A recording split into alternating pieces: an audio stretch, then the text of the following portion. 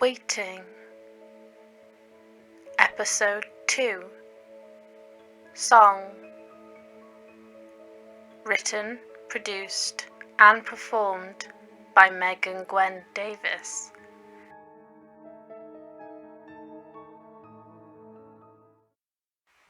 Year PM 1859. Month October. Time spent 167 years.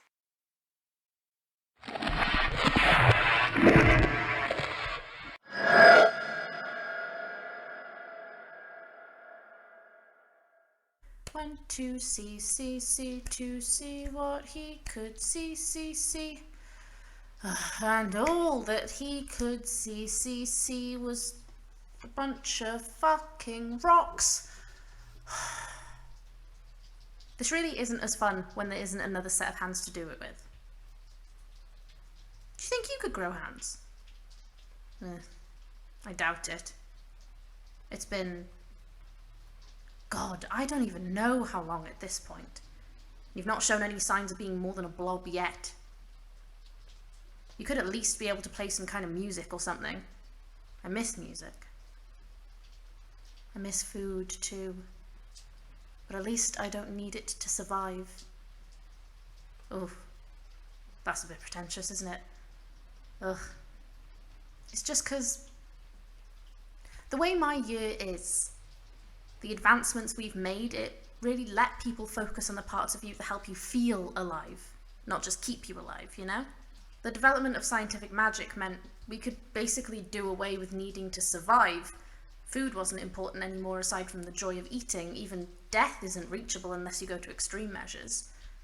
Unless you're a member of the Academy, where it's your sole duty to find supplies for the incantations needed, you pretty much can do whatever you want. Obviously, there are some problems. When isn't there in a society? Immortality means dickheads don't die either. But people seem happy. I was happy anyway. Even when I had dangerous supply runs, because I knew it was going to be for the greater good. Mostly. Can I be honest with you? I think that the Academy hide a lot more stuff from the people than they let on. There's all these great reviews and recommendations from people, but I mean, it's the only place on the planet that holds the resources and information needed. They have a complete monopoly on scientific magic and can basically take away any cast incantation from someone at the snap of a finger. It's like a corporation playing God. The longer I train there, the less it sits well with me. I thought joining would help me help people, you know?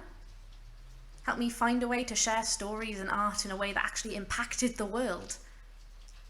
Plus, I mean, who doesn't want magic powers?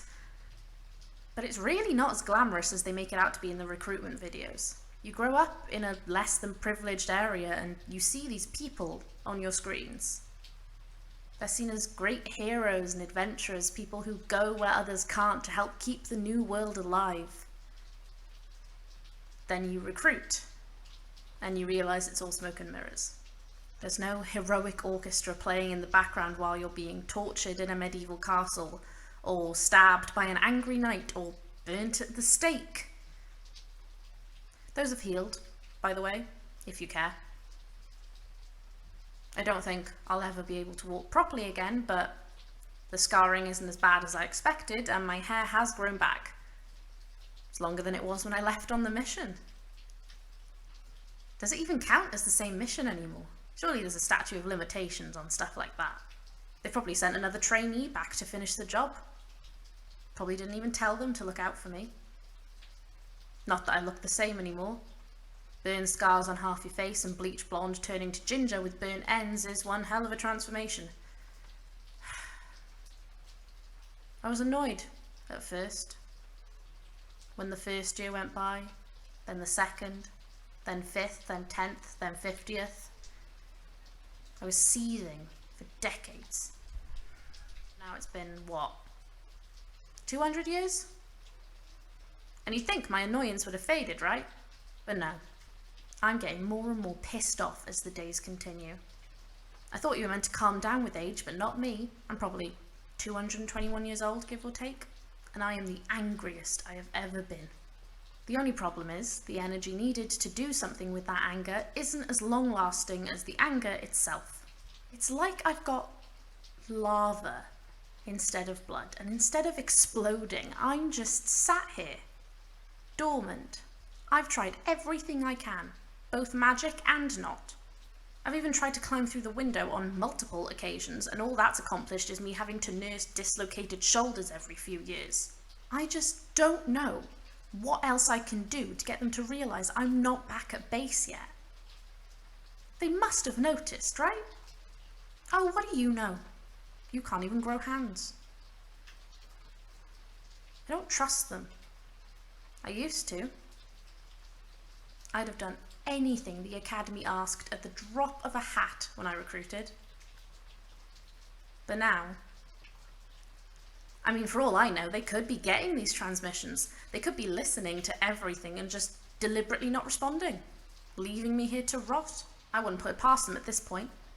Almost 3 of my classmates went missing the same month before I did. They're probably in other stone towers around the world. One in Spain in the 1800s, one in Germany in 1960, one in the Antarctic in... Do they have towers in the Antarctic? Doesn't matter. Not like I'm going to get the chance to check anymore. Oh. Ugh. You know what I miss most? Showers. You don't realise how nice it is being clean until you can't be anymore. I'd always put it off back in the academy until it was so late I'd wake up the rest of the people in the dorm from the sound, so I had to make them quick. I'd not have rushed them if I'd have known where I'd end up. Christ. Can't believe I'm crying over hot water. Ridiculous. Just being silly now, aren't you? Chin up, Morgs. You're only spending centuries in a stone tower alone while slowly dismantling your entire worldview and values. Nothing to be upset about.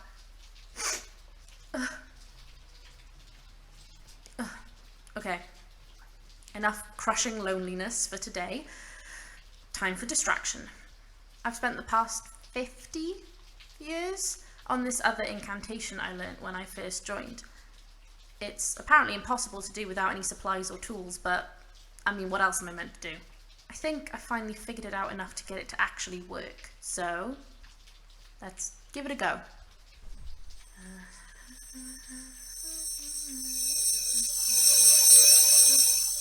Okay. I would apologise in advance for my awful singing, but it's not as if you have ears.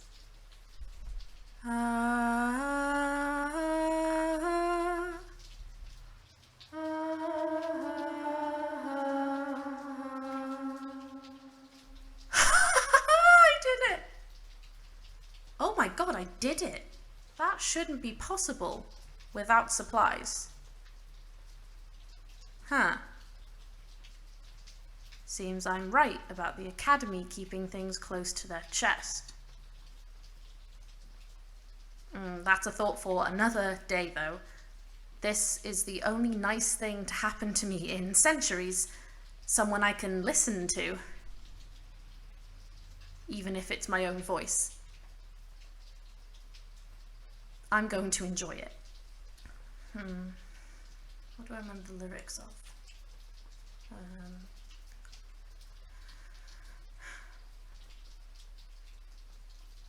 You are my sunshine, my only sunshine. You make me happy when skies are grey. You'll never know, dear, how much I love you. Please don't take my sunshine away.